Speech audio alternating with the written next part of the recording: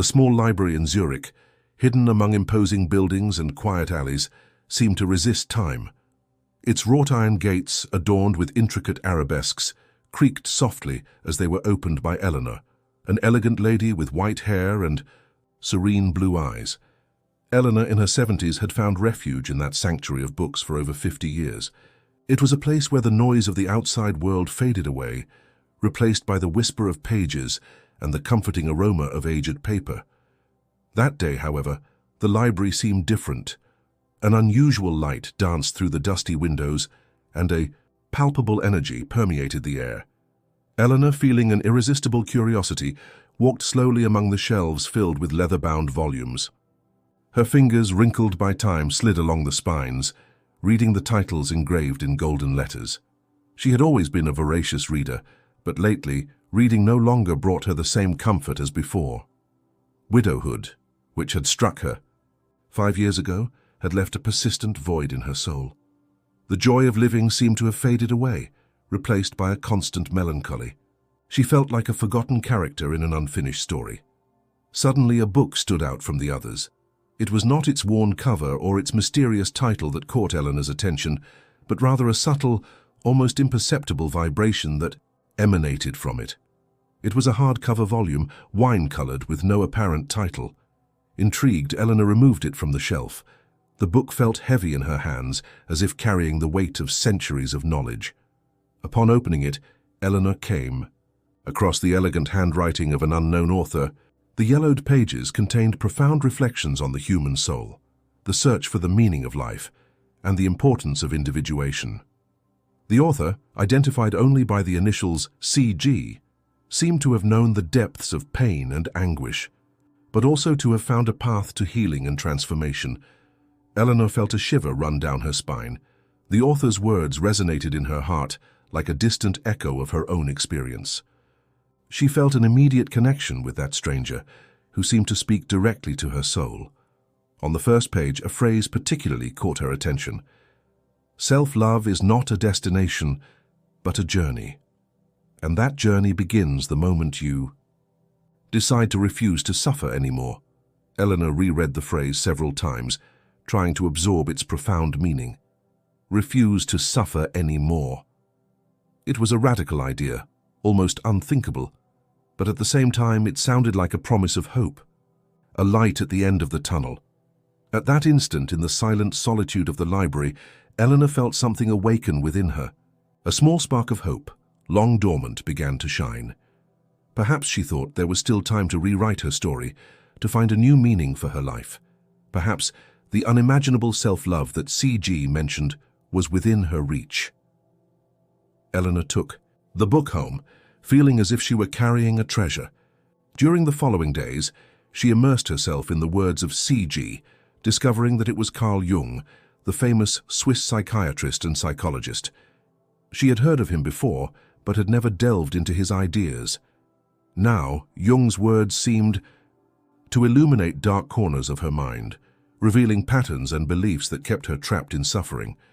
Jung spoke about the importance of confronting the shadow, the dark part of our personality that we repress and deny. He argued that by integrating this shadow, we can become more complete and authentic. Eleanor realized that for years she had repressed her own emotions, especially anger and sadness. She had always strived to be strong and positive, but deep down she felt exhausted and overwhelmed. Jung's reflections on archetypes also fascinated her. He described universal patterns of behavior and symbolism present in all cultures and eras. Eleanor identified with the archetype of the wounded mother, the one who takes care of others, but neglects her own needs. She had always dedicated herself to her family and friends, putting them first. But in doing so, she had forgotten about herself. One day, while reading about the concept of synchronicity, meaningful coincidences that seem to have a hidden purpose, Eleanor had an unexpected experience. She was thinking about her late husband, Thomas, feeling a deep longing. Suddenly she heard music playing on the radio, a song that Thomas used to sing to her when they were young. The song was rare, almost forgotten, and she hadn't heard it in years. Eleanor felt a lump in her throat. Was it just a coincidence, or was there something more? Jung argued that synchronicities are manifestations of the collective unconscious, a deep connection between all things. Eleanor began to wonder if the universe was trying to send her a message. At night, lying in her bed, Eleanor reviewed Jung's teachings in her mind. She knew it would not be easy to change her habits and beliefs, but for the first time in a long time, she felt hopeful. She realized that Thomas's death did not have to define the rest of her life. She could still find joy and meaning even without him. Suddenly, a memory surfaced in her mind, a small diary that she kept when she was young. In it, she wrote about her dreams and aspirations, her deepest desires. She had completely forgotten about that diary, kept in a dusty box in the attic. With a new sense of purpose, Eleanor got out of bed and walked to the attic. The stairs creaked under her feet as she climbed into the dark and dusty space. Up there, she rummaged among boxes and old furniture until she found the box where she kept her memories of youth. With trembling hands, Eleanor opened the box. Inside, she found old photos, yellowed letters, and other precious objects. And deep down there it was, the small diary with a blue cover. The blue diary was faded and crumpled, but the smell of old paper awakened a wave of nostalgia in Eleanor. She sat on the cold floor of the attic with the diary in her lap and opened it to the first page. The handwriting was young and carefree, very different from the firmer and more reserved script she used now. The first entries were about trivial things, boys from school, gossip with friends, teenage dreams. But as she flipped through the pages, Eleanor found deeper reflections, desires, and aspirations that she had buried in the depths of her mind. She dreamed of being an artist, of traveling the world, of writing a book. She wanted to explore her creativity, learn new languages, meet different people. But over time, those dreams had been replaced by responsibilities, marriage, children, taking care of the house. She did not regret her choices, but she realized that she had sacrificed an important part of herself. One entry in particular caught her attention. It was a letter to herself, written when she was only 18 years old. In it, she encouraged herself to never give up on her dreams, to follow her heart, to be true to herself. "Don't let fear stop you from living the life you deserve," young Eleanor had written. The teenager's words echoed in her mind. She felt a lump in her chest, a mixture of sadness and regret. She had allowed fear to paralyze her, had allowed the expectations of others to define her path. That night, Eleanor couldn't sleep. The words of the blue diary and Jung's ideas kept her awake. She realized that she needed to rescue the young Eleanor, the one who dreamed of conquering the world. She needed to reconnect with her passion, her creativity, her joy of living. The next day, she made a radical decision. She sold some of her most valuable belongings and bought a plane ticket to Florence, Italy. It was a place she had always dreamed of visiting, a center of art and culture that inspired her. Her friends and family were shocked by her decision. Some considered her crazy, others admired her courage. But Eleanor was determined. She knew she needed to get out of her comfort zone, that she needed to challenge herself to find a new meaning for her life. Before leaving, she returned to the library where she had found Jung's book. She wanted to thank the librarian, a kind man with thick glasses who always greeted her with a smile. "I'm going to Florence," Eleanor told the librarian. "I found a book here that inspired me to change my life." The librarian smiled. "Ah, yes, Jung's book," he said. "It's a special book. Many seek it in times of crisis." "It helped me see life from a new perspective," Eleanor replied. "It made me realize that there's still time to start over." The librarian nodded. "Life is a continuous journey," he said, "and it's never too late to follow your path." Arriving in Florence was like an awakening for Eleanor. The vibrant city, with its warm colors, its imposing architecture, and its cultural atmosphere, enveloped her like a warm embrace. She stayed in a small, charming hotel located on a narrow street near Piazza della Signoria. In the first few days, Eleanor got lost in the labyrinthine streets of the city, admiring the Renaissance works of art, the grandiose palaces, and the majestic churches. She visited the Uffizi Gallery, where she was moved by the paintings of Botticelli and Leonardo da Vinci. She walked along the Ponte Vecchio, admiring the glittering jewelry stores. She climbed to Brunelleschi's dome in the Florence Cathedral, contemplating the panoramic view of the city. She felt like she was being reborn, like she was breaking free from a cocoon. Every day she discovered something new about herself.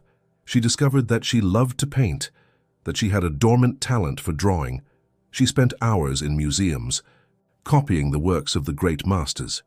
She also began to learn Italian, enrolling in an intensive course. At first, she felt intimidated by the foreign language, but she soon fell in love with the sonority and expressiveness of Italian. In Florence, Elena met people from all over the world. She made friends with other tourists, with local artists, with university students. She felt accepted and valued for who she was, without judgment or expectations. One of those friendships stood out, an elderly painter named Giovanni. He was a renowned artist, known for his vibrant and expressive portraits. Giovanni was enchanted by Elena's passion for art and invited her to be his student. Under Giovanni's guidance, Elena began to develop her own style. She painted landscapes, portraits, still lifes. She used vibrant colors and bold brushstrokes. Her paintings reflected her joy of living, her new freedom, and her connection with the beauty of the world. Giovanni became a mentor and friend to Eleanor. He encouraged her to follow her heart, to not be afraid to express her individuality. He taught her to see the world with new eyes, to appreciate the beauty in the details, to find joy in the small things. Art is a form of self-discovery, Giovanni said. It's a way to express what is inside you, to share your soul with the world. Eleanor was grateful for having met Giovanni. He helped her reconnect with her passion, discover her talent, and find a new meaning for her life. As the months passed, Eleanor transformed into a new woman. Her sadness and melancholy gave way to a contagious joy. Her insecurity and shyness turned into confidence and boldness. She felt more alive, more complete, more authentic than she had ever felt before. Florence not only awakened Eleanor's passion for art, but also opened her heart to new possibilities in love. After years of mourning and loneliness, she began to allow herself to believe that she deserved to be happy again. It was in a picturesque cafe, hidden on a quiet street near the Arno River, that Eleanor met Alessandro. He was a professor of art history, a cultured and charming man with a warm smile and gentle eyes. Alessandro and Eleanor connected instantly. They shared a love for art, history, and Italian culture. They spent hours talking about their favorite books, their favorite museums, and their travels. Alessandro was an attentive and caring man.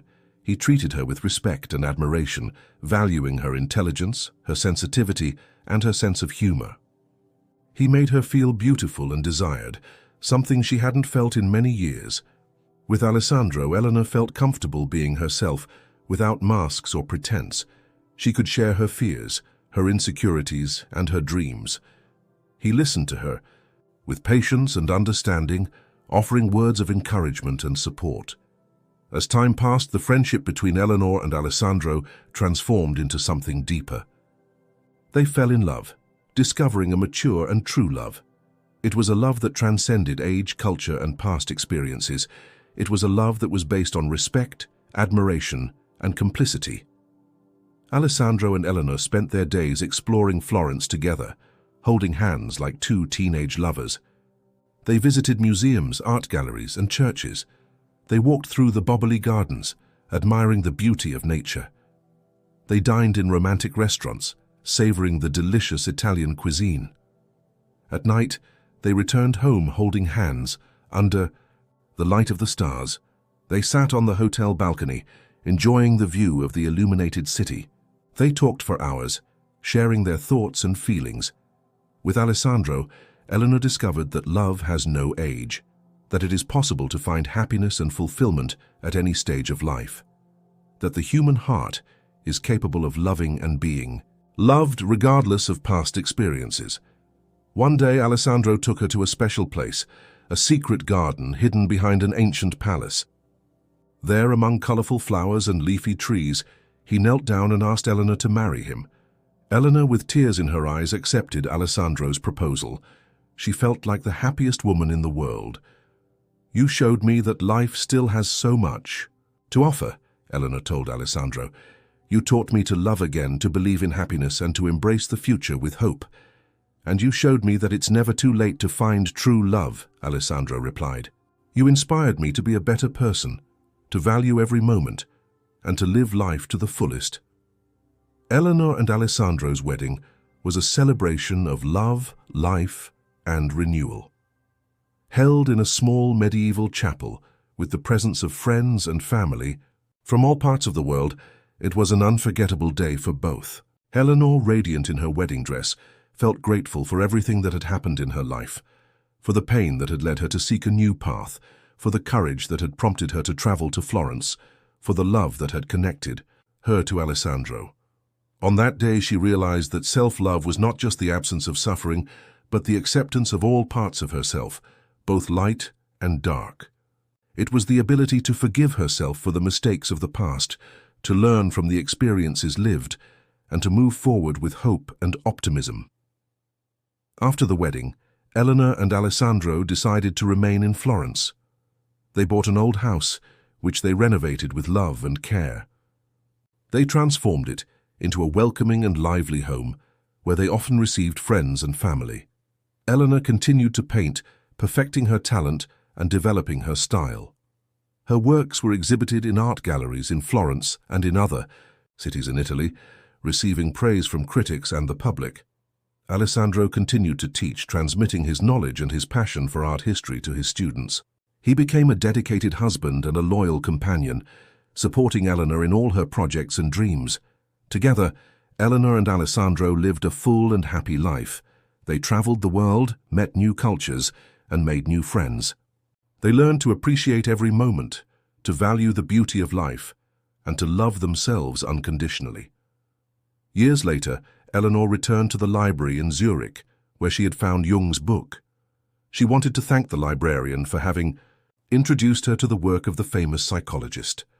"I wanted to tell you that my life has completely changed after I read Jung's book," Eleanor told the librarian. "It helped me find unimaginable self-love," the librarian smiled.